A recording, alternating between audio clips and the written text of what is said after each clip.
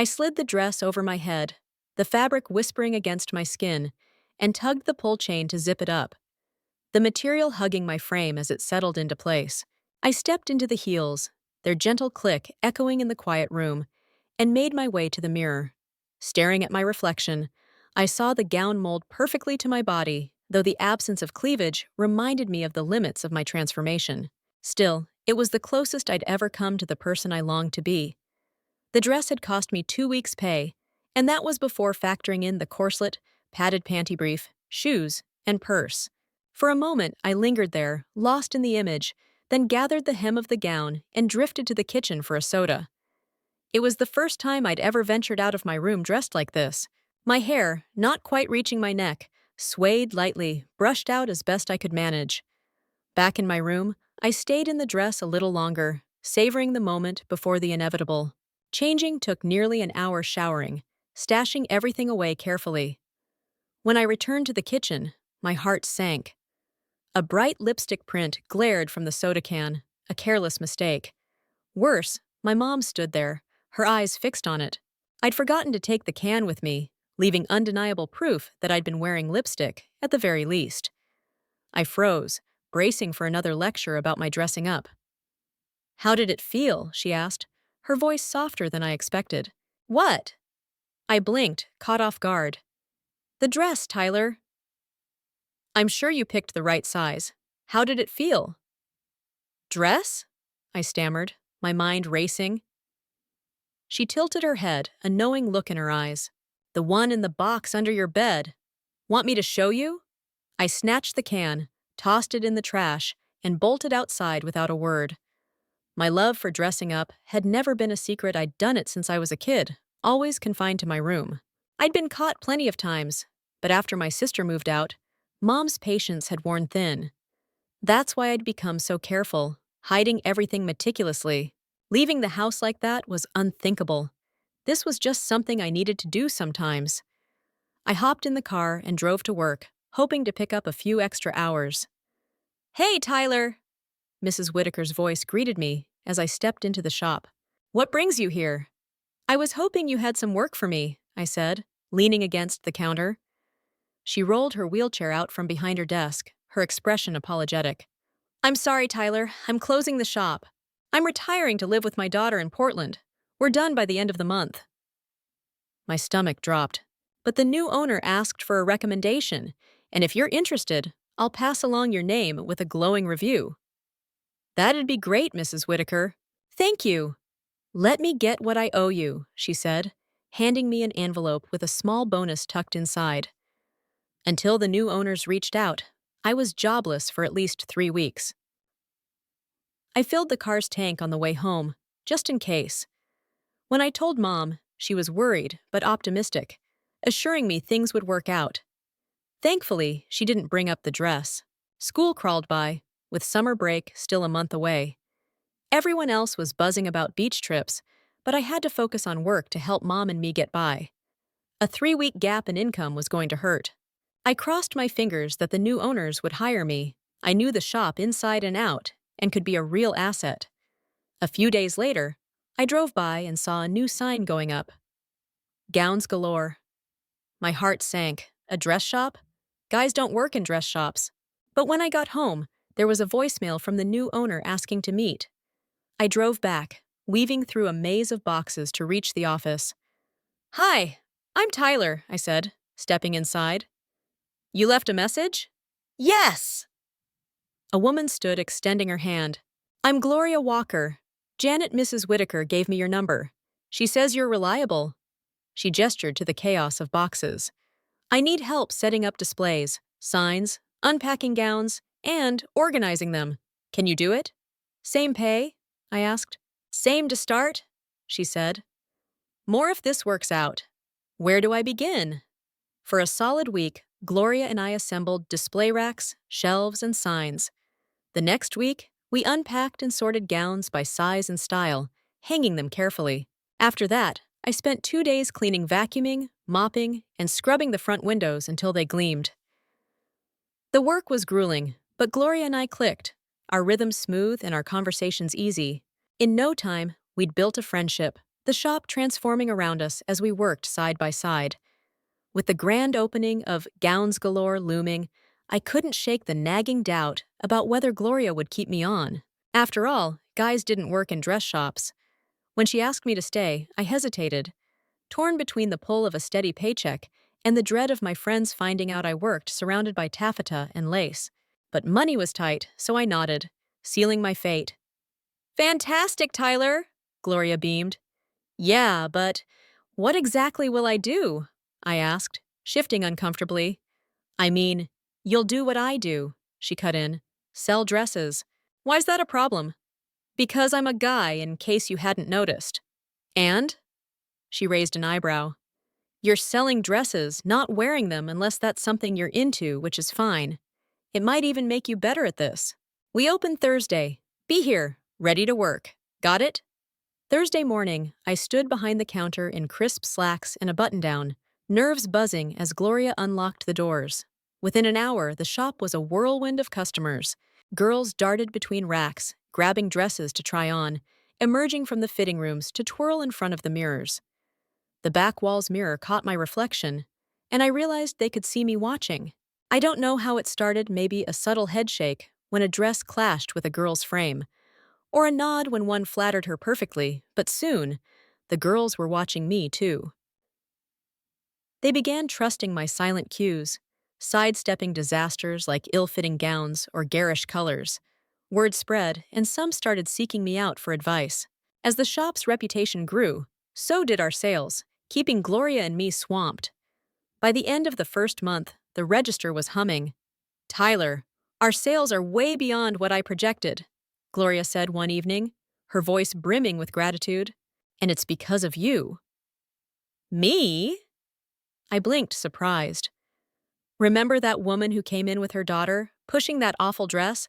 She said. You suggested an empire style instead. She called to thank you, said her daughter would have looked like a frog in the other one. I've gotten a lot of calls like that, but the one that threw me was from a society columnist.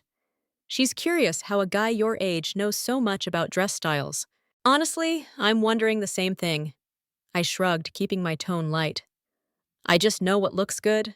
Different body types suit different styles. If I steer them right, they leave happy.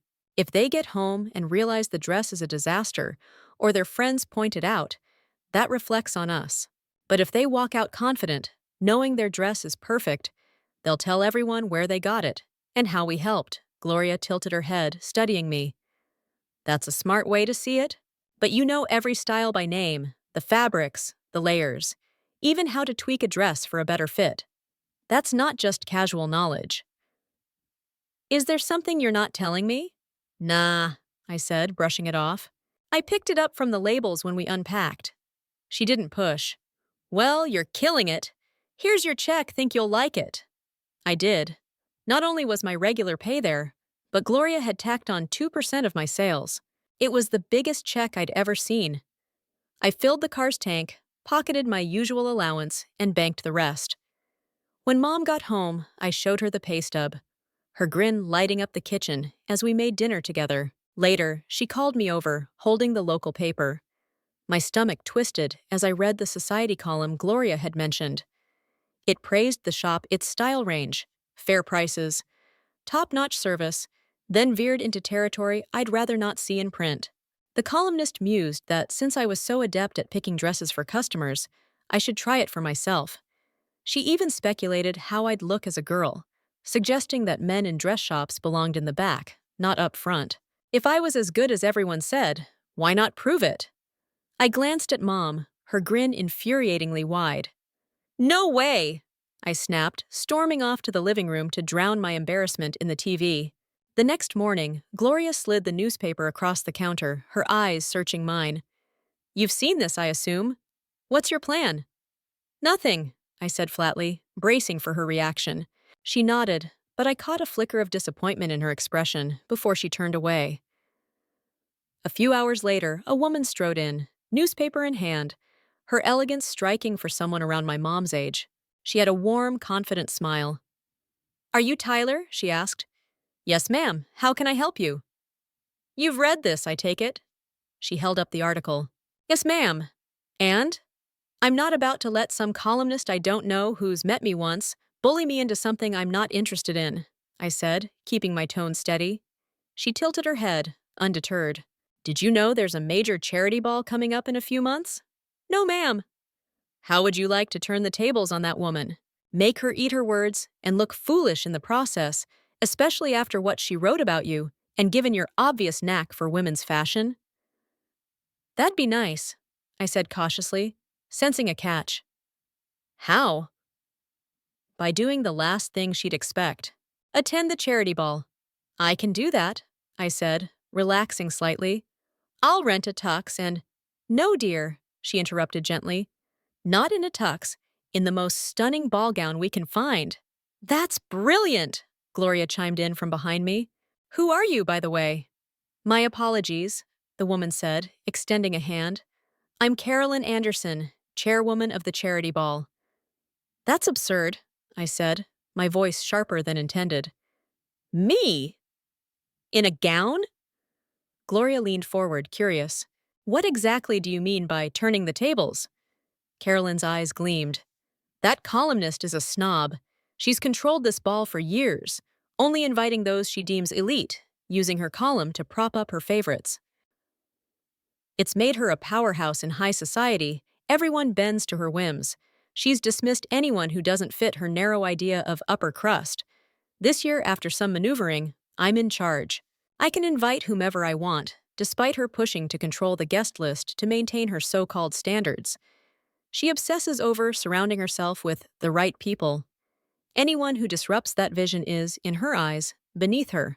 If Tyler agrees to my plan, he could attend as a debutante, mingle, pose for photos with her. Then, after her glowing column comes out, we reveal who he is. She'll be cornered to either stay quiet or admit she was fooled, making her look ridiculous. Plus, this shop will get a wave of positive attention when we share where her gown came from. If you do this, Tyler, I'll ensure everything goes smoothly. But it's your call. I loved dressing up, but always in private, never dreaming of stepping out. The idea of attending a charity ball as a girl was unthinkable. I could barely manage walking to the kitchen in a dress. How could I pull this off? Carolyn fixed her gaze on me. I looked into you, Tyler. I know you help support your mom, so I'm guessing you can't cover the costs. If you agree, I'll pay for everything, gown, accessories, all of it. But I'll expect you to give it your all. I'm 5'7", barefoot, 145 pounds, with brown hair and blue eyes. I wear a size 10 dress, assuming the cut's right. Carolyn had all but dared me, and part of me ached to try, but the risks loomed large. I wasn't as graceful as a girl my age, my mannerisms weren't polished, and my voice could betray me. Despite my slim build and years of practice, stepping into the spotlight felt like inviting disaster. One person seeing through the illusion could unravel my life socially, personally, all of it. Why don't you let Tyler and me discuss this, Mrs. Anderson? Gloria said, her tone diplomatic. If you have a card, we'll let you know his decision. Think it over, Tyler, Carolyn said, her voice brimming with confidence. I believe in you. I know you can do this. Thank you, ma'am, but we'll talk it through and get back to you, Gloria cut in, her voice firm, almost final. Firm? I thought I'd already said no. Carolyn handed over her card and left, leaving Gloria and me standing amid the racks of gowns, the weight of her proposal hanging in the air. Gloria didn't say a word as she reached for her catalog, flipping through it with purpose before pausing on a page near the back. She pointed to a gown, her finger lingering on the image, clearly suggesting it was the one she envisioned for me. I turned away, forcing myself to focus on folding price tags and straightening racks, but her choice burned in my mind. A few months, Carolyn had said, hardly enough time to learn what I'd need to pull this off. Sure, I could probably get dressed up, and with enough help, maybe even pass as decent. But the rest? The confidence to step into that world? That was the real hurdle. All day, the idea clung to me, impossible to shake. The stakes were steep if I was found out.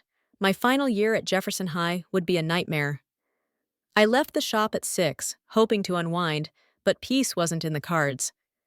At dinner, Mom stayed quiet until we were halfway through our meal. Then, casually, she dropped a bomb. "A Mrs. Anderson called me today," she said. My fork froze midair as she recounted their conversation, echoing what Carolyn had pitched to me. Mom, who'd always been clear about her disapproval of my dressing up, leaned forward, her eyes searching mine. "Are you thinking about doing it, Tyler? If not, why?" "You know why," I muttered, pushing my plate away. "What I know," she said, her voice steady, "is that you've been dressing up since you were a kid. No matter what I've said, you keep at it.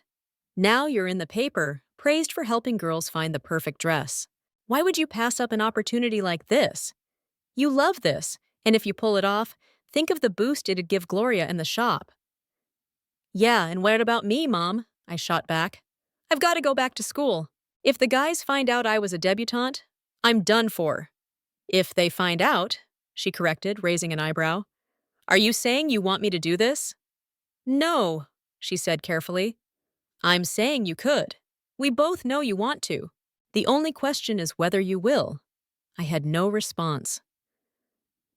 Both Gloria and Mom believed in me, but doubt gnawed at my core. Later, I went online and searched for the Seattle Charity Ball, scrolling through photos from past events. The girls glowed radiant smiles, flawless hair, makeup perfected. I was nowhere near that. At best, I could scrape by as passable. Deflated, I shut the laptop and sat there, wrestling with the urge that kept pulling me to dresses and the audacity of even considering something so far out of reach. That's when Mom walked in, her expression softer than usual. "Tyler, you'll never settle this part of yourself unless you try what Mrs. Anderson suggested. What sizes do you wear?" I stared, stunned. "You were right," she continued. "I've always said I didn't like this, but maybe it's time we figure it out together. I'll get you one full outfit. We'll dress you up, see how you look, and then decide what to tell people. I'll help with your hair and makeup if you want. After, we'll talk. Deal?" I couldn't speak as she left, my mind reeling. Mom helping me? It felt like a fever dream. The next day at the shop, Gloria was quieter than usual, her energy subdued. Then she mentioned she'd ordered the gown she'd shown me in a size 9-10, assuming it'd fit. I stayed silent, burying myself in work. But inside, I was spiraling. Why was this happening? Yet, deep down, I knew I'd let Mom help, if only to see if I could look any better than when I fumbled through it alone. As I left, Gloria handed me a sealed box for Mom, saying cryptically that it contained odds and ends she might find useful. I didn't think much of it, tossing it in the car and heading home. Since the shop closed at 4, I was back in Tacoma well before 5. The moment I stepped inside, Mom was waiting, a mischievous grin on her face as she beckoned me over. "Gloria said she was sending a box?" she asked. I handed it to her. "She also mentioned you've got tomorrow off. I thought we'd use it to see how you look. I bought you an outfit, it's on your bed. Go do whatever you need to get ready tonight, and first thing tomorrow, we'll get you dressed and find out." In my room, I found a skirt and blouse neatly laid out, alongside a pack of panties, pantyhose, and low-heeled shoes.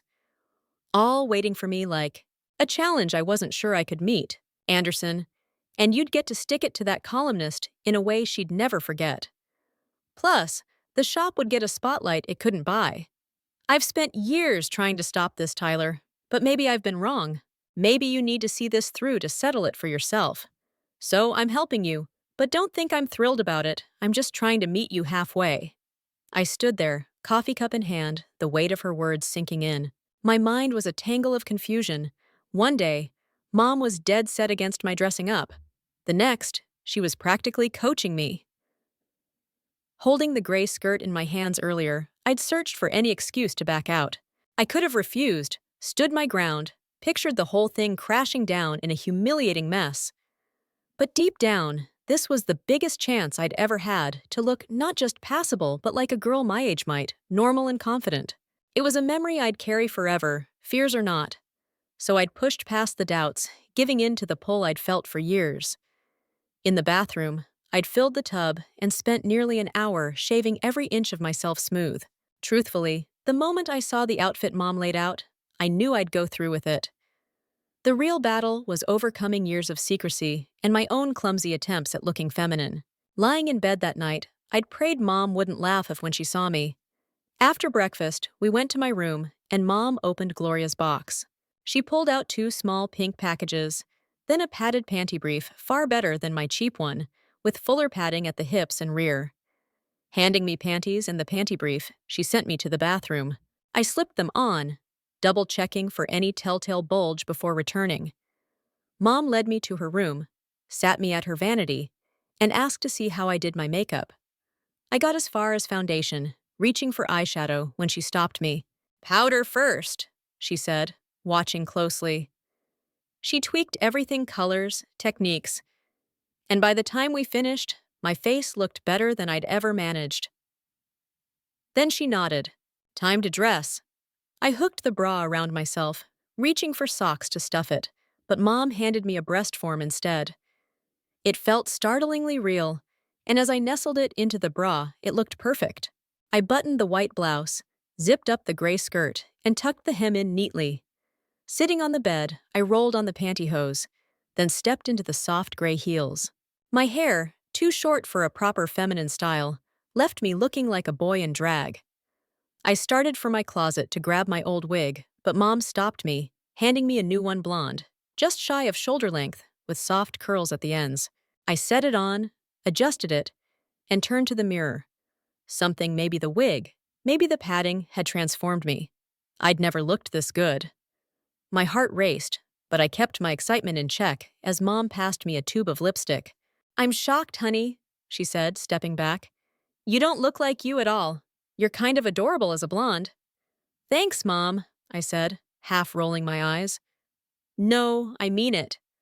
I haven't seen you dressed up in years, and you've been so careful. I'm genuinely surprised how good you look." The skirt hit just above my knees, straight with a small vent in the back. Paired with the white blouse and gray heels, it was worlds better than my solo attempts. Mom didn't say much more, just let me study myself in the mirror, turning to catch every angle. The biggest change was the hips and rounded rear finally proportionate, unlike the flat silhouette I'd struggled with before. Unable to contain myself, I decided to brave the kitchen for more coffee, knowing Mom was home. It was the first time I'd leave my room dressed, fully aware she'd see me. I yanked the door open, heart pounding, and took that first step. By the time I reached the kitchen, my stomach was in knots, still unsure why Mom had flipped so suddenly or what she'd say seeing me in daylight. It was her day off, so unless I changed, she'd be seeing me like this for hours. "Hey!" she called from the living room. "I was wondering if you'd come out or hide in your room again." "You always said you didn't like this," I said, pouring coffee, my voice tight. "So why?" "I don't like it," she admitted, stepping into the kitchen. "But Mrs. Anderson's offer gives you more than I've ever given you by saying no. You'd get to see yourself done up properly. Your job at the shop would be solid, maybe even come with a raise. You'd have a powerful friend in Carolyn, and you'd get to put that columnist in her place. The shop would get publicity too. I've fought this for years, but maybe I've been wrong. Maybe this is how you figure yourself out. So I'm helping not because I love it, but because I think you need it. Now, let's see how you hold up out here." I froze, the coffee cup trembling in my hand. "Mom, even if I wanted to do this, which I don't, someone could find out. We'd be swarmed by reporters, all saying the worst things. And my friends? Like I said, if they knew I was prancing around as a debutante, I'd be toast." "Then we make sure no one finds out," she said, her voice calm but unyielding. I stared, struggling to square this with her years of disapproval. "Look, Tyler, I hate admitting this, but you're still doing this at your age. I don't think I can stop you, no matter what I try. So, I'm letting you explore this. This girl you say is inside you, but I can't handle half measures. If you're going to do this, it's all or nothing. Practice for the charity ball by living as a girl every day, or I don't think I can cope with you flipping back and forth." "Mom!" I nearly choked it. "I have to work." "You're not seriously saying I should show up at the shop like this, are you? What would Gloria say? And the customers? My name's already been in the paper. If I walked in looking like this, it wouldn't take a genius to figure out it's me. Assuming I was crazy enough to try." "Gloria's already told me she has a plan for you to work at the shop without any fallout," Mom countered. "As for your friends, That's why we'd need to make sure no one clocks you as Tyler. You'd have to be a girl, completely. She laid out her ideas: voice training, posture, mannerisms, and I realized she might be onto something. But it all hinged on leaving the house, something I'd never dared. Worse, I'd face the public daily, expected to be as poised as the girls who shopped at Gowns Galore. I'd have to erase every trace of my guy self and learn to be a girl, fast. My wardrobe was pitiful, I was paranoid about what people would think, and Mom's sudden surrender felt off. She never caved this easily, especially on something this big, the biggest wedge between us. We sat there, not even an hour, when she propped her chin on her hands, elbows on the table, and fixed me with a stare. "It's time to end this, Tyler," she said. "Either you do it or you don't. After all our fights, we need to know how deep this runs for you. Against every instinct, I'm letting you try. But if you won't, go change right now and bring me all your stuff so I can toss it. If you're in, we'll head to a salon. A wig will get old fast, so we'd start with extensions, maybe some waxing." I sat, speechless, her words crashing over me. "Well?" she pressed. I couldn't form the words, trapped between fear and a longing I couldn't shake. "Well?" she asked again. Terrified, I couldn't let go of the chance to be the girl I'd always imagined. I nodded, barely moving. "I'll be right back," Mom said. She returned with a purse, handed it to me, and stood by the back door. I was signing up for social ruin, but I stood, taking a shaky step toward a future that had spun out of control so fast I felt swept along. Outside, sweat poured down my back as Mom strolled to the car, slid in, and waited. I followed, heart hammering, and climbed in. She backed out and headed for a salon in downtown Tacoma. On the way, she asked what name I used or planned to. Saying it aloud to her felt like baring my soul. "Taylor?" I mumbled. She nodded, and soon we pulled into the lot of a massive new spa salon, a one-stop beauty emporium offering everything from massages to manicures. I was petrified as we crossed the parking lot, Mom striding ahead, leaving me to either keep up or cower in the car. Inside, the place was quiet, only a few people around. A woman at the counter looked up, her expression curious. "Yes?" Mom said smoothly. "My daughter Taylor needs a full pampering experience."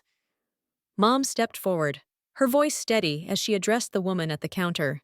"Her hair's short right now, so we'd like extensions blonde, like she's wearing, with a nice cut and style afterward. She's also got some unwanted hair on her upper lip, and her arms and legs could use a thorough waxing. Manicure and pedicure, of course. And if you have time, could you do her makeup?"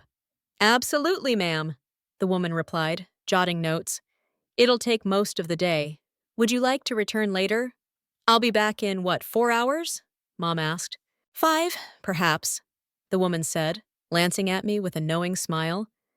She gestured for me to follow, leading me through a sleek space with polished hardwood floors, granite accents, and vibrant pops of color. Soft music drifted through the air, calming yet surreal. We reached a private room, and she closed the door behind us. "You're a boy," she said matter-of-factly. My stomach lurched, but I nodded. "We'll be discreet to ensure no one else knows. Start with waxing change into a gown. When you're ready, ring the bell and Wanda will assist you." Unsure what to expect, I stripped down to my bra and panties, slipped on the robe and slippers, and rang the bell. I'd pictured Wanda as some stern matron, but a stunning young woman entered, long black hair, deep brown eyes, and a petite, enviable figure. She led me to a small room and began what felt like medieval torture. Hot wax was slathered on, then yanked off, stripping hair with it. I'd shaved my legs the night before, so I was shocked when she still pulled off plenty. Wanda worked with calm precision, waxing my arms to the shoulders, legs up to my groin, back from shoulders to waist, and most painfully, my upper lip.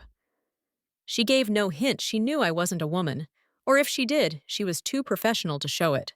My skin tingled as she guided me to a private booth, instructing me to step inside and hand over my bra and panties. It was a sauna. Hesitant, I shut the door, removed everything but the breast forms, and passed my clothes through. Steam enveloped me, followed by a brutal dousing of ice-cold water. Gasping, I recovered as she cracked the door, handing back my towel, bra, panties, and robe. My carefully applied makeup was a wreck, so I wiped it off, resigned. It was too late to salvage. Next, a woman named Beth took me to another room to work on my nails. Starting with my feet, she shaped and polished until all 20 nails gleamed a soft brownish red, slightly longer on my hands. Cotton wedged between my toes, I was led carefully to a chair facing a massive mirror. "Hi, I'm Carol," a cheerful stylist greeted me. "Extensions, right? Blonde?" Without waiting, she gathered chemicals and a pile of hair. "That sauna's amazing, isn't it? Opens the pores, makes everything feel so fresh." Carol wove in extensions mostly darker, like my natural hair, with blonde streaks. Sitting there, watching her work in the mirror, I stayed quiet, desperate to avoid outing myself. But she shattered that hope. "You're planning to be a girl for a while, huh? With all this?" she said casually. "Don't worry, Taylor, you're not the first guy we've helped here. Trust me, when we're done, no one but maybe your mom will know." "You know?" I blurted, stunned. "Of course," she said, unfazed. "We all do. How can we help if we don't understand what you need?" But I thought, hold still, Taylor. 3 hours later, my hair was shoulder-length, strawberry blonde, ends curled under with delicate bangs.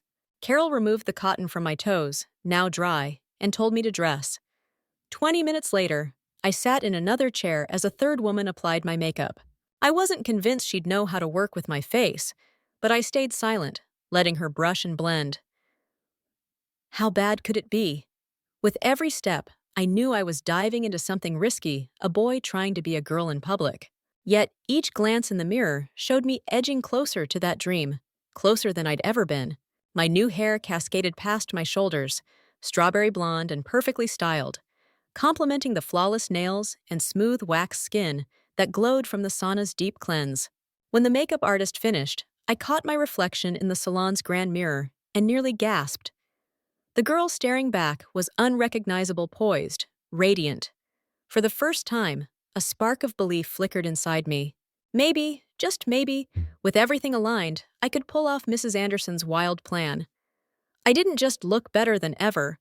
I felt a growing confidence that if I embraced this girl I saw, I could become her. I waited in the lounge, flipping through a magazine, when Mom returned. She breezed past me, asking the receptionist if I was done. The woman pointed at me with a grin. I stood, hands clasped nervously. "Taylor?" Mom's eyes widened. "Is that you? I didn't expect... You're stunning!" "Thanks, Mom," I said, a shy smile breaking through. She settled the bill, pocketing a receipt for Mrs. Anderson, and as we drove off, she mentioned Gloria wanted to see me at the shop. It was early afternoon, so the store would likely be quiet. I didn't protest stepping out of the house, and getting extensions had already locked me in. Mom kept stealing glances, but stayed silent until we pulled into the lot at Galore. I hopped out first, eager to gauge Gloria's reaction, and crossed the parking lot with a newfound spring in my step.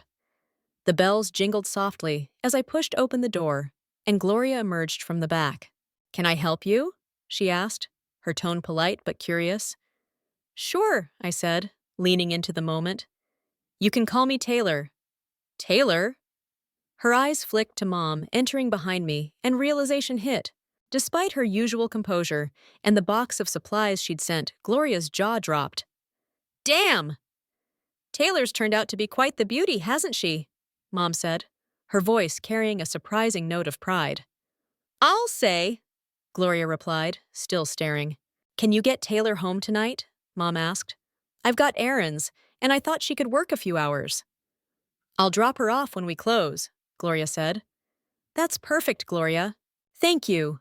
We lingered a moment before heading to the back, where Gloria outlined her plan to replace Tyler with Taylor. According to her, Tyler, fed up with the newspaper attention, had quit abruptly and left to spend the summer with a cousin in Oregon. It was flimsy, but believable enough if no one dug too deep. "Since you'll be Taylor for a while, have you attached the breast forms yet?" Gloria asked. "No," I said, surprised. "I didn't know you could." "Take off your blouse and bra, I'll do it." She applied adhesive, securing the forms to my chest. Once redressed, they looked and felt startlingly real. Customers trickled in, and Gloria assisted a girl and her mother while I manned the counter, my nerves easing as the day went on. My hair held its soft, curled shape, and the longer nails made my hands look daintier, fueling a sense of femininity I'd never fully felt. By closing, I'd stopped fretting about being found out. Gloria drove me home, and I stepped inside to find Mom waiting with Mrs. Anderson beside her. "Your mother said you were lovely, and I believed her," Mrs. Anderson said, rising. "But she didn't do you justice. You're exquisite." Before I could respond, she handed Mom a check. "This is for a modest wardrobe. You'll need clothes for the next few months, plus other essentials. Use it wisely," she turned to me. "Next Saturday, I'm hosting a small dinner party. I'd like you and your mother to attend. There's someone I want you to meet, and a week should give you time to settle into being Taylor. 7 o'clock, elegant dress required." She swept out, leaving Mom and me in a quiet house. Without a word, Mom led me to my room, where bags of new clothes covered my bed. "I only bought essentials," she said, gesturing to the pile. "One more skirt and blouse, plus a few things you'll need." Mom's eyes lit up as she gestured to the bags on my bed. "With your knack for picking out what looks good, you and I are going shopping Sunday. You can choose whatever you want." The bags held essentials: bras, panties, pantyhose, hair clips, earrings, assorted jewelry, slips, a camisole. Tucked among them were a corselet and a waist nipper items I'd always coveted but never dared buy. Mom left me to sort and store everything, saying she'd start dinner. In the kitchen, I found her stirring a pot, but when she turned, her face crumpled. Tears streamed down her cheeks as she dropped the ladle. I rushed to her, wrapping her in my arms as she sobbed against my shoulder. Easing her into a chair, I turned down the stove and knelt beside her, holding her close until her sobs quieted. "Mom, what's wrong? Did I do something? Are you mad? I'll change if this is too much. I love this, but not if it's hurting you." "No, honey, it's not that," she said, her voice shaky. "Sit down, please." I pulled a chair close. "You don't know why your father left, do you? You got divorced, right?" "Yes, but not why." Her hand tightened around mine, her eyes searching. "I came home early from work one day and found your father in bed with another man. He was dressed as a woman, doing things. I couldn't live with it. He moved out that day, and I haven't heard from him since, except for child support checks through the courts. I don't even know where he is." Her words hit like a punch, and I understood her tears. "When I learned you were dressing up, all I could see was that moment. Amy was 11, you were 5. I had a perfect family, a boy and a girl, and we were fine until I caught you in Amy's sundress. I started questioning myself. What was I doing to make the men in my life want to be women? I couldn't make sense of it, and until recently, I did everything to stop you from becoming like him." "Mom, Let me finish," she said, her voice firm. "After Amy got married and moved out, I thought you'd stop without her influence. Then I found out you were buying your own things. You were careful, so I held my tongue, hoping it was a phase, but it wasn't. It's who you are. That scared me, because I didn't know what it meant. When you started at the dress shop, I knew being around all those gowns would pull you deeper. That's when I decided to see how far you'd go, Mrs. Anderson's offer was the perfect test, so I took you to the best salon in Tacoma. If you'd backed out, I'd have known it was just a hobby, maybe a quirk. But you went through with it, and I saw how serious you are. Mom! Quiet, Taylor." She paused, her eyes softening. "Taylor, that's a lovely name. When I saw you today, you were glowing, barely containing your joy. You and I need to find the truth. I'm willing to let you be the girl I see now, but you have to commit fully. It's the only way we'll know if this is truly you, and if I can accept that I have another daughter. I'd never hurt you, Mom. I'll stop if it's too much." "No, you won't stop," she said, resolute. "You're going to become this girl, and I'm going to teach you everything I know about being a woman.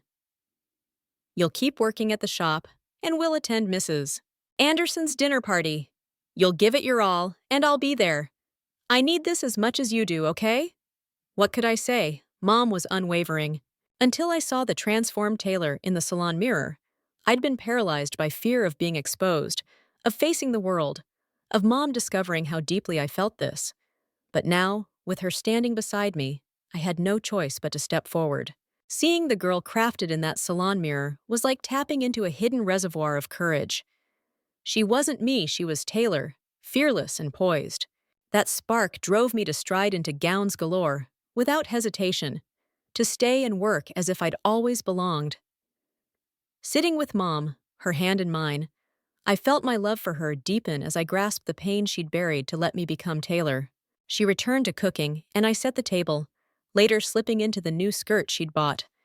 It was snug, but the waist nipper cinched me perfectly, making it fit like a dream. That night, lying in bed, my mind swirled Mom's newfound support. Gloria's cover story about Tyler visiting a cousin in Oregon, the reality of working as a girl. Gloria hadn't mentioned it, but as Taylor, I'd likely help customers in and out of dresses, sometimes in states of undress. How would I handle that? Morning brought the challenge of hair and makeup. I aimed for subtle, but it took nearly an hour to avoid looking like I'd slathered it on. I hoped practice would make it easier. Dressed in the new skirt mid-thigh, much shorter than the last, paired with a white pullover and flats, I grabbed coffee and drove to the shop. Gloria was on the phone, so I set up, opening the register and tidying displays.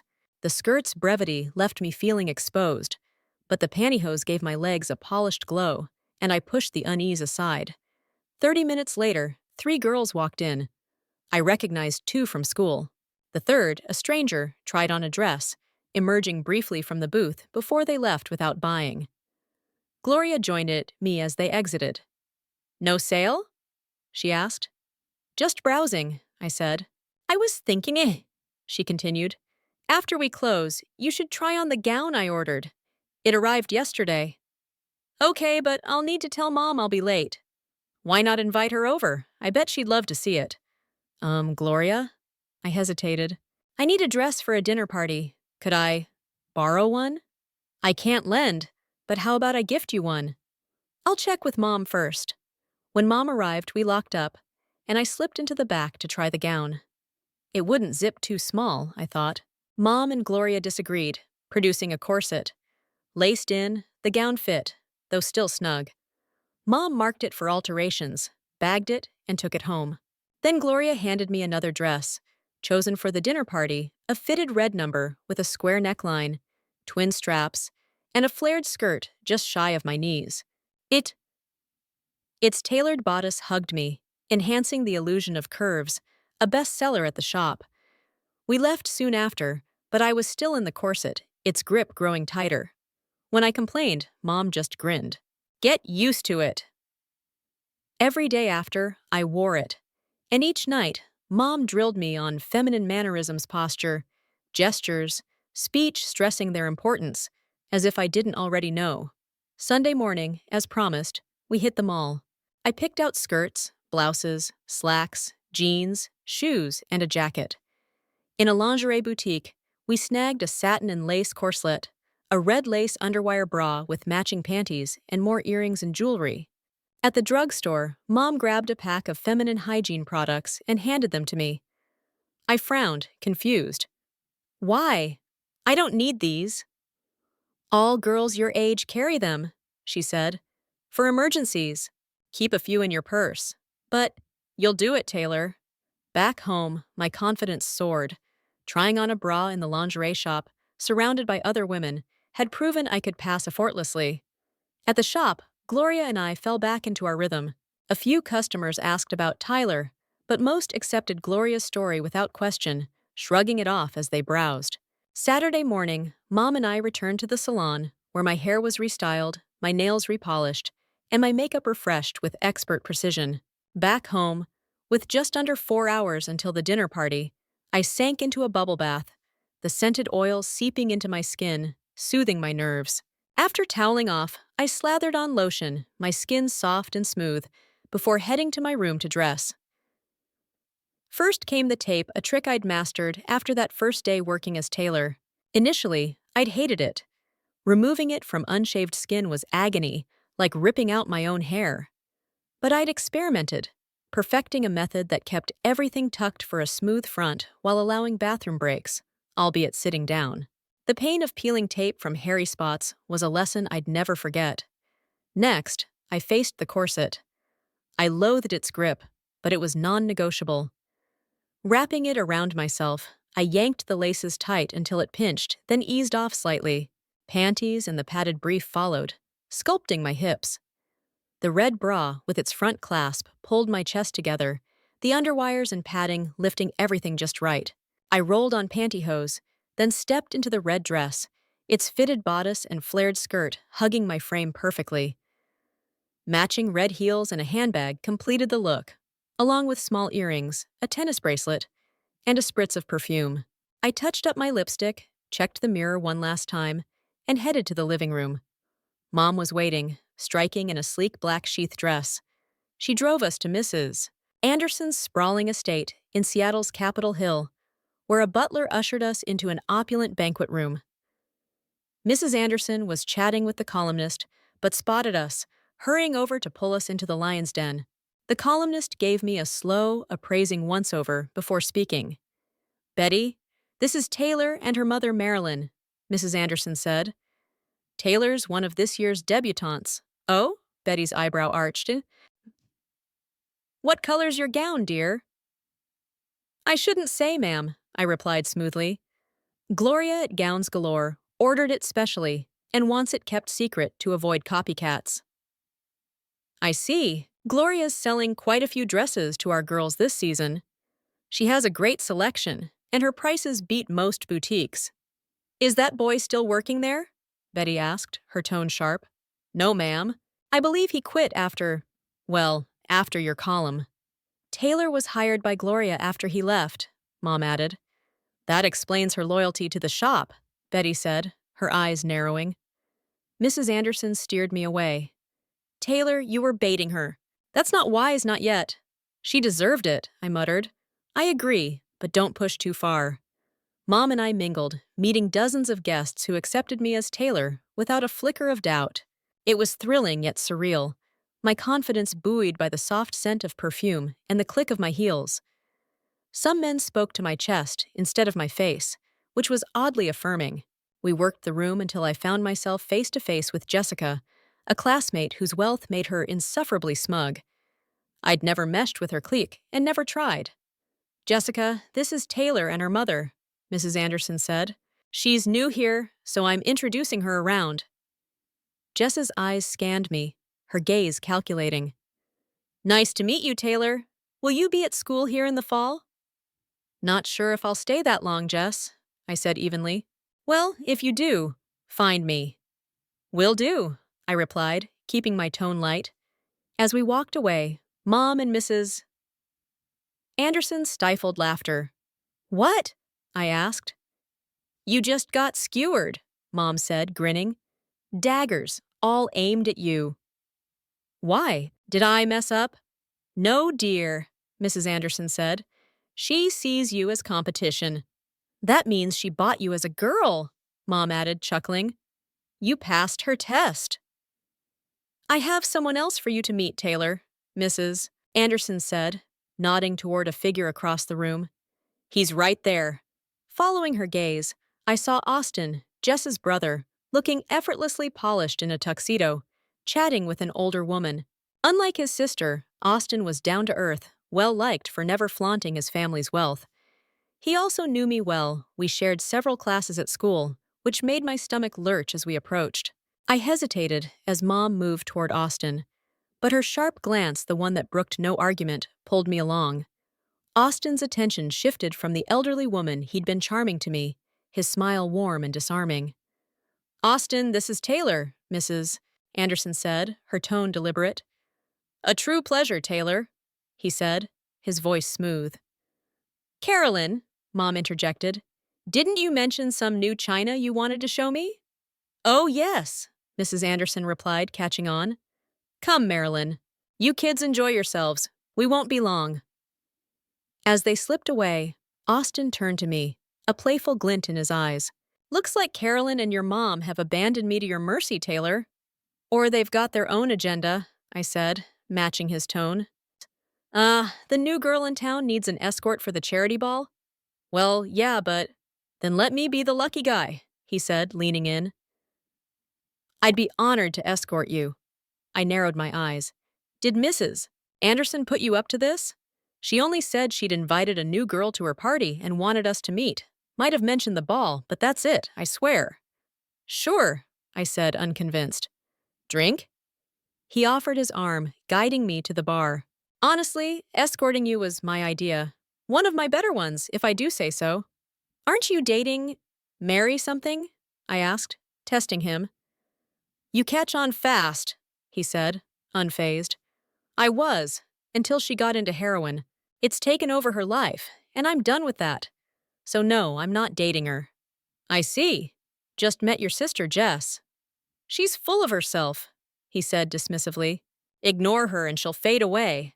I sipped my soda as he continued. So will you let me escort you to the ball? Fair warning, you'll be paraded before Seattle's elite, and every gossipy old lady will dissect your gown and me down to the stitching. I laughed, charmed by his easy confidence. We settled into chairs, and he began pointing out guests, spinning tales about the pompous, the foolish, the overdressed matrons, and the sleazy men chasing women half their age. He moved on to kids our age, most from private schools, except him and Jess. I knew him from classes at Jefferson High, which made me hyper-aware of every gesture, every word, to avoid slipping up.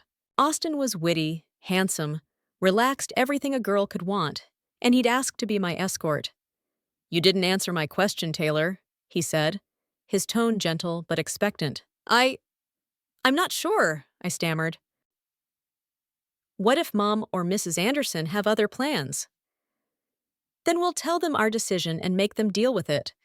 I'd just been asked out a rite of passage most girls my age had long experienced, and I was floored. Smiling, I nodded. His grin widened as the dinner bell chimed. He slipped his arm around my waist, guiding me to the dining room. I caught Mom and Mrs. Anderson watching us, their expressions unreadable. We sat together through dinner, and though I didn't know it then, Jess was seething across the room. I'd learn why the next day. When it was time to leave, Austin walked us to our car, kissing Mom's hand and then mine with a flourish. The mix of triumph and terror was indescribable, elated at pulling it off, petrified that I'd agreed to a date with Austin, the eldest son of Tacoma's richest family. It hit me. Mom and Mrs. Anderson had orchestrated this, which clashed with everything Mom had ever said about my dressing. Why? I turned to her in the car. You need an escort for the ball, she said simply. When Carolyn suggested Austin, I agreed. Who else do you know who'd do it? But you. I watched you tonight, she cut in. You loved every second. You were the perfect young lady, your voice, your mannerisms, everything. You're clearly a girl to everyone there. What choice do I have? I never imagined you could look and act like this, and it's obvious I've gained another daughter, like it or not. Mom, a haircut and some polish remover, and I'm back to normal. No, Taylor, she said firmly. You're not going back, not yet. Mom's words lingered as we pulled into the driveway. I know now that what you feel won't vanish with a haircut, and you know it too. But if you hate this, why agree to it? I asked, still grappling. I could have quit the shop, and this would have all faded away. Maybe, she said, turning off the engine. But we both know you'd still be dressing up in secret. If that's how it is, why not let you see what being a girl is really like? Like that guy ogling my chest? I said, half joking. She laughed. Exactly. In my room, Mom unzipped my dress, and I began undressing for bed. As I reached for my nightgown, she sat on the bed, catching sight of the taped illusion of feminine curves I'd crafted. She didn't comment until I slipped on the nightgown. That man I caught your father with? He was at the party tonight. Who? I asked, stunned. It doesn't matter. He didn't recognize me, but I'll never forget his face, the man my husband was with. She stood. Get some sleep, honey. That night I dreamed of the charity ball me in a breathtaking gown, Austin at my side, and later, a forbidden moment, him kissing me. I woke, heart racing, and took a quick shower before pulling on shorts and a thin top. No bra, no makeup, hair unbrushed. Yet in the mirror, I still saw a girl, my chest subtly outlined by the fabric. I made breakfast, and Mom said nothing as I served her, both of us lounging in the quiet morning. Just before 11, the phone rang. It was Austin, asking to come over. Mom told him we'd be waiting, sending me scrambling to my room. I brushed my hair, applied light makeup, and slipped on a bra, finishing just as the doorbell rang. Around Austin, I morphed into the quintessential teenage girl, giggly, attentive, though I couldn't pinpoint why. He wanted to talk, so we headed to the backyard, settling on a bench under the big oak. "Carolyn told me who you are, Taylor," he said, his voice calm. My heart lurched, bracing for a storm of judgment. She had to, so don't hold it against her, okay? "What did she say?" I asked, voice tight. "That you're not quite the girl I thought." I tensed, waiting for the blow. "But it doesn't matter to me, Taylor. I'm gay, and you're transgender. We're perfect for each other." "Gay?" I blurted. "You're gay?" "Why do you think I never stick with any girl long? They don't interest me. I date them to keep people off my trail." "But I'm not gay." "I get that," he said, unfazed. "Think about it. If we're together, we both get what we need. You get a boyfriend to ward off other guys, and I get a girlfriend, so I don't have to keep dating others. It's just a front, no real commitment. Did Mrs. Anderson just tell you about me, or—" "I had a hunch," he admitted. "That scar on your hand? I was there when you cut it in shop class, remember? I was sure you were a girl until I saw it." That's when I knew. Carolyn's the only one who knows I'm gay. That's why she paired us. "How does she know?" "She's my aunt. I was in a bad place once, and I confided in her. She's never brought it up since, not even to me. How else do you explain her setting this up?" "You're assuming I'll keep this up," I said, gesturing to myself. "Like, go to school as Taylor. After all this? You look like this, and you're telling me you can just stop? I doubt it, Taylor. You love it too much. Plus, having you around is the best thing that's happened to me." I was floored first that Austin knew my secret, then that he was gay, a fact no one at school suspected. His proposal blindsided me, and I nearly shot it down, but something held me back. Maybe it was his hand resting gently over mine. "If we're a couple," he said softly, "people will expect some affection, right?" "Probably," I said, wary. "Why?" "This is why." Before I could react, he turned my face and kissed me square on the lips. I pulled back, shocked, but his grin was infectious. I giggled, then laughed. He drew me close, kissing me again, lighter this time, before letting go. Kissing Austin left me reeling not with disgust, as I'd expected, but with a strange validation. A boy wanted to kiss me, proof I'd become convincing as Taylor. In that moment, I knew Austin was right about us as a couple. For him, it wasn't a girl he'd kissed, just a boy in a dress. But for me, it was a boy, and that shifted everything. Back inside, I trounced him at a racing game on my computer, the tension easing into laughter. When he left that afternoon, Mom and I settled in the living room. I told her about Austin, his wealthy family, his insufferable sister Jess, his Aunt Carolyn Anderson, and his offer to escort me to the ball. She listened quietly before speaking. "He's charming and well-mannered," she said. "How did it feel when he kissed you?" My cheeks burned. She'd seen us. "It was okay. Unexpected." "Will you let him escort you?" "I think so," I said. "Why?" "Just curious." She paused, her eyes narrowing. "But there's more, isn't there? Something you two are planning?" How did she always know? "He thinks I won't quit being Taylor when school starts. Says I like it too much. And he wants us to be a couple. He knows who I am." Saw the scar on my hand from shop class and pieced it together. Mom leaned forward, incredulous. "Let me get this straight.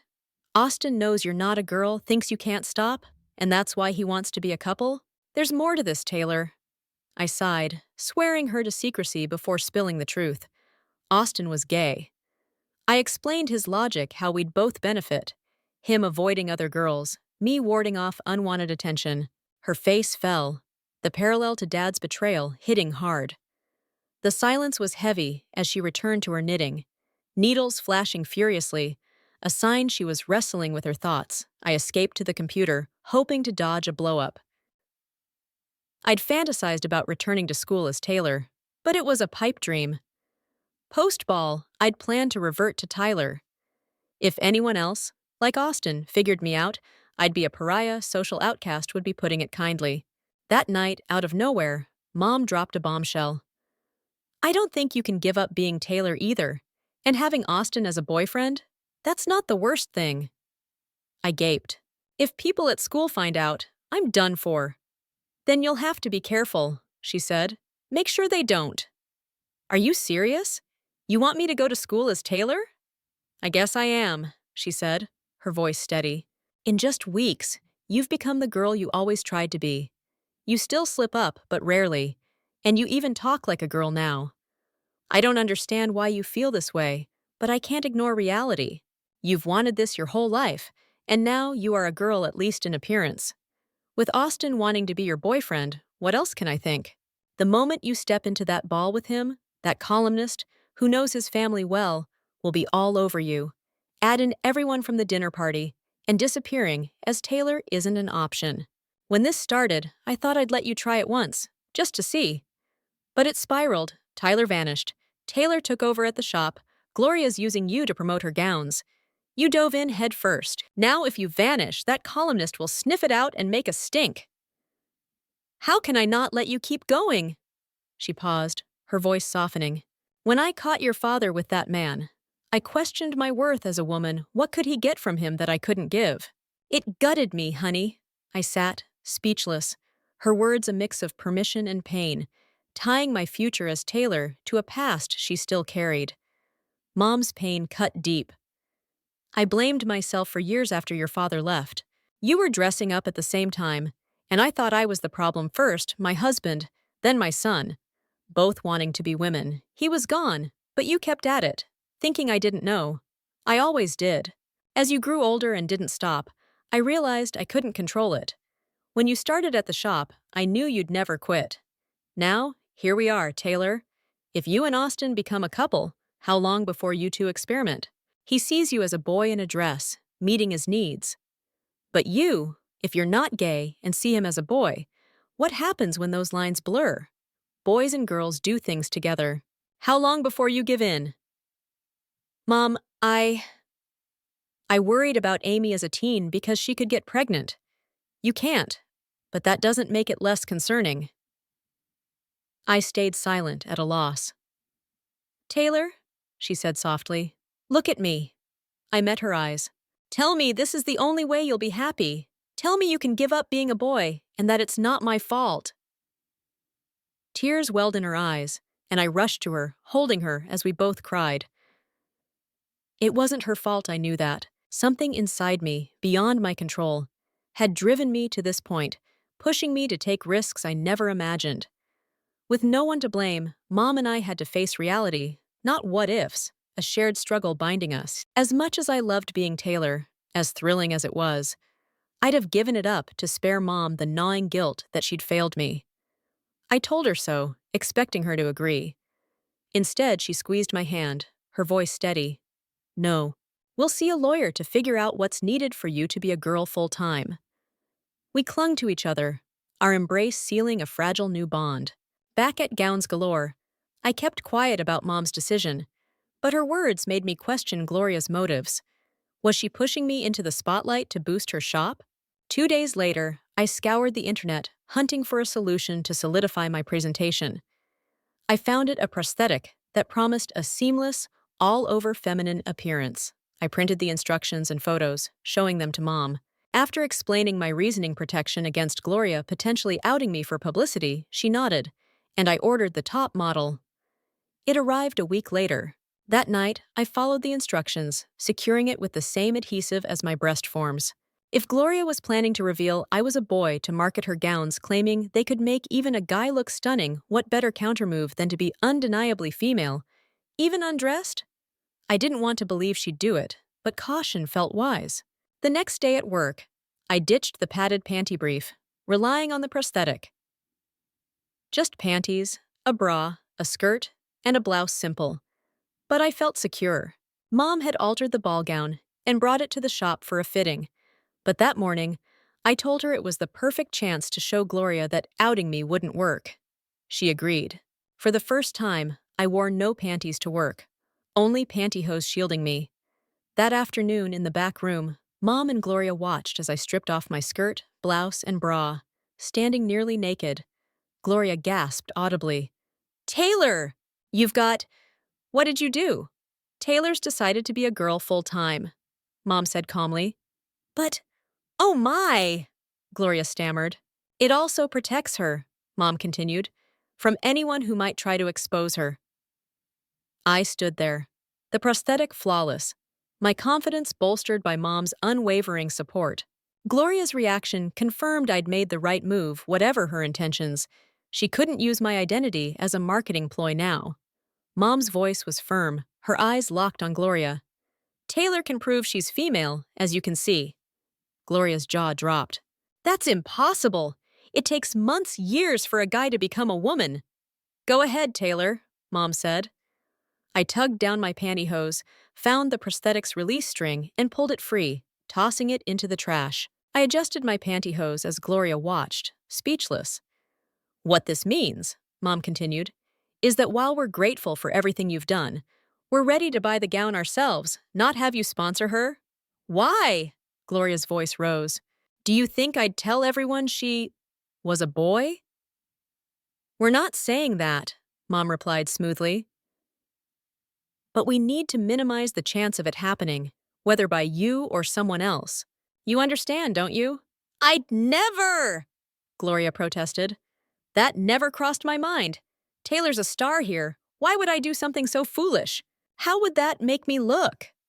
Mom laid it out how revealing my past could be spun as a marketing stunt, boasting that Gloria's gowns could make even a boy look stunning. Gloria listened, then chuckled, calling Mom deviously clever. She swore she had no intention of outing me and was thrilled I'd chosen to live as Taylor full-time. After lacing me into a fresh corset, I slipped on the gown, letting them tweak the fit. Gloria handed me a small box of jewelry, her own from her first ball. A touching gift. Dressed again, Mom and I headed home. The next day, I returned to the salon for the full treatment sauna, massage, waxing, hair, nails, and makeup. Back home, it took nearly an hour to prepare. I applied skin lotion, then endured the corset's tight lacing. Sheer nylons, satin panties, and a push-up bra followed. Then the gown, its fit now flawless. Mom set a delicate tiara in my hair, and I added earrings, a choker, perfume, and lipstick. Stepping into the heels, I grabbed my purse, feeling certain I was on the right path. Mom appeared in a stunning pale yellow lace and satin gown, looking a decade younger, her hair and makeup impeccable. We shared a smile just as the doorbell rang. Expecting Austin, I was surprised when Mom opened the door to a stranger. "Taylor, this is Michael," she said. "We work together. Mark, my daughter Taylor." Moments later, Austin arrived. After snapping photos, we left Mark and Mom in his car, Austin and me in his. At the Seattle charity ball, camera flashes greeted us as we entered, Austin and I leading the way. We found our table, but Mrs. Anderson, trailed by the columnist, soon joined us. After pleasantries, Betty's questions came fast. Were Austin and I more than ball partners? Was my gown from Gloria's shop? Then, pointedly, she asked if I knew Tyler. "Not really," I said, dodging. "There's a family resemblance, dear," she pressed. "This is Tyler's mother, isn't it?" "Yes," Mom said coolly. "I'm Tyler's mother. Why? Isn't it odd that Taylor calls you Mom?" "Not at all," Mom replied. "We've grown close living together." She started calling me Mom. Betty left, and I exhaled in relief. Mom and Mrs. Anderson exchanged sly grins. The music swelled, and Austin swept me onto the dance floor. He was a skilled lead, guiding me effortlessly through spins and steps. I spotted Mark and Mom dancing, his lips close to her ear whispering or nibbling. I hoped the latter. Later, The debutantes and escorts were paraded before the crowd, Mrs. Anderson narrating each gown's details. I loathed the spotlight, but kept smiling as Austin and I crossed the room. We posed for photos with the charity board, the columnist, and others before rejoining Mom and Mark. Around 11, it was time to go.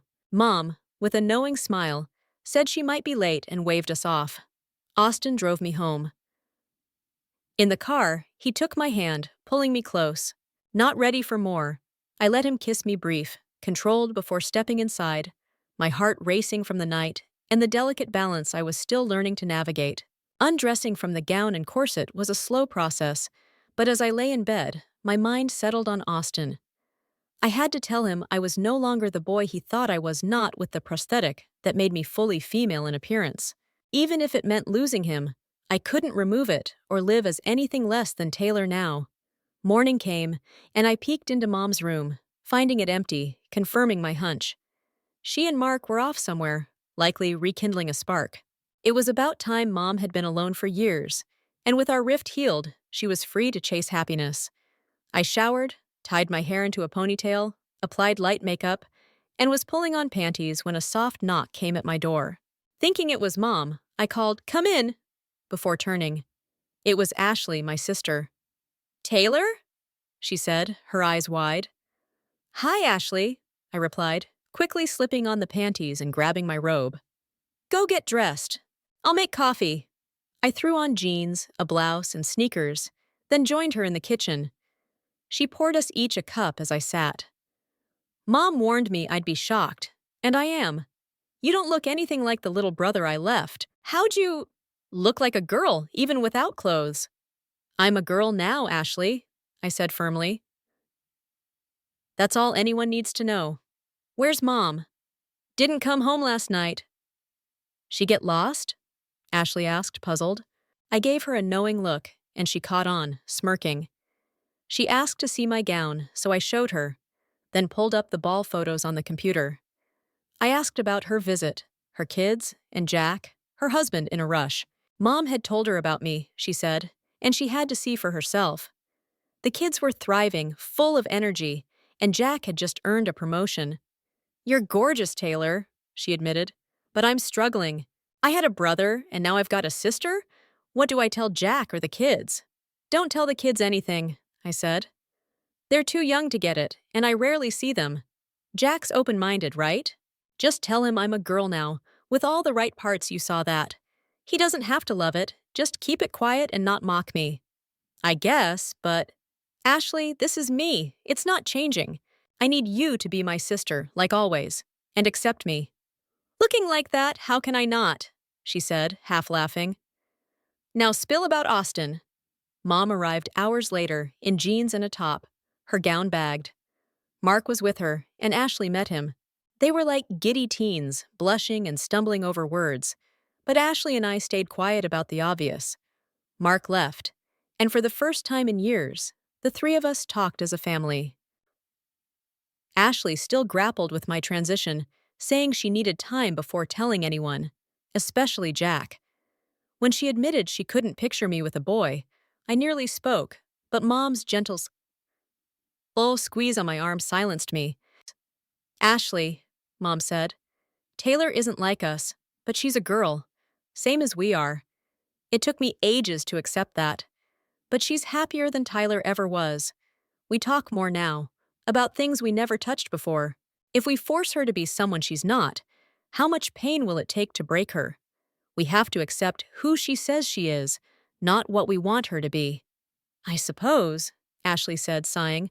"But why does she have to be so damn pretty? She makes me feel ancient." "You are ancient," I teased, grinning. "Married, 2 kids, a house, a cat. I'm just a teen." The family dynamic resettled, with Ashley reclaiming her role as Mom's second-in-command. But my shift from brother to sister unsettled her, pushing her out of her familiar place. She struggled to rationalize something that defied logic, my need to live as Taylor, driven by emotions and physicality, not reason. I wanted a feminine body, and I'd made it happen, even if through prosthetics. I wore skirts and makeup because they felt right. Helping Ashley understand was beyond me. All I could do was live as myself and hope she'd come around. My emotional world felt settled, if still fragile. But the rest, my new life, Austin's interest kept me on edge. Ashley had never shown prejudice, but seeing me naked, seemingly fully female, had rattled her. Mom and I explained the prosthetics high-quality fakes glued in place for protection, but the shock lingered. Ashley was grappling, not just with my transition, but with her place in the family. Mom's focus had shifted to me as we navigated my life as Taylor, leaving Ashley, the former only daughter, feeling displaced. Her years away, married with kids, didn't erase that bond, but I couldn't force her acceptance. All I could do was explain and hope her love would bridge the gap. "Mark asked me to dinner tonight," Mom said, breaking the silence. "I suggested he join the three of us instead. He'll be here around 6. That okay?" "Sure," Ashley and I said in unison. In my room, changing for dinner, Ashley cornered me, demanding clarity. The weight of her need to understand hung heavy. Down to my bra and panties, I faced her. "Audie, do you really think I'd go through this if I had a choice? You can't imagine what it's like out there, knowing one slip, one person calling me out could ruin Mom and me. I'm terrified every time I leave the house. The prosthetics help, and I've had support. But deep down, I know I'm still a boy dressing as a girl. Desperate to be like you. I'll never have your memories, your girlfriends, or the ease of being yourself. I can't marry without confessing, can't have kids. This is as close as I'll get to who I should have been. Does that sound fun? That columnist's been hounding me, and going to the ball with Austin made it worse." "Why?" "His family's rich, famous. My pictures probably splashed across the paper. Everyone's curious about Taylor, but what's there to say?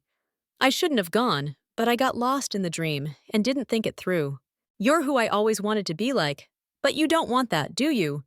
You want your brother back, but I can't be him, not now, not ever." "Come sit," she said softly. I joined her on the bed. "I love you, your family, but Mom's call about you at the ball in a gorgeous gown blindsided me. What was I supposed to think? I knew when you got into my clothes, it always ticked me off, but I never expected this." She draped an arm around me. "You're right. I don't get why a guy would give up everything to be a girl, but you have, and I've got no choice but to accept I have a sister now. You've got two paths: quit or keep going. If you can't quit, then be the best girl you can ignore everything else. If that columnist can't shake you, she's got nothing. If you're certain you're a girl, see a doctor. They can help boys like you become girls, but you've got to take that step. Kids? Maybe adoption or surrogacy, you could be a mom if you want. I'm confused, Taylor, and I don't know how Jack will react. But you've been doing this forever. I shouldn't be this shocked." "Thanks, Audie," I said, my voice catching. She hugged me tight, and for the first time, I felt her trying to meet me where I was, even if the road ahead was still uncertain. "We'd better change," Ashley said, breaking the moment. I slipped into a skirt and top, while Ashley stayed in my room, changing into a sleek dress. Sharing the space as we dressed felt new, yet natural, like sisters might. We joined Mom in the living room, waiting for Mark. As we sat, my mind replayed the past few days. Everyone who'd learned about Taylor struggled to accept me, each for their own reasons. Ashley hadn't anticipated this, and my transformation clashed with her memories, leaving her disoriented. She was trying, but her acceptance was reluctant, a nod to something she couldn't change or fully grasp. Mom had been forced to embrace me as Taylor, though she seemed to handle it with growing ease. Austin, the school heartthrob, was gay, his interest in me strategic, sparking envy among girls who'd wonder why I'd caught his eye. Mrs. Anderson had used me to tweak an old rival, while that same columnist wielded her pen to boost her own status, ready to tear me apart if it served her. Gloria leveraged me for sales, but did she truly see me as Taylor?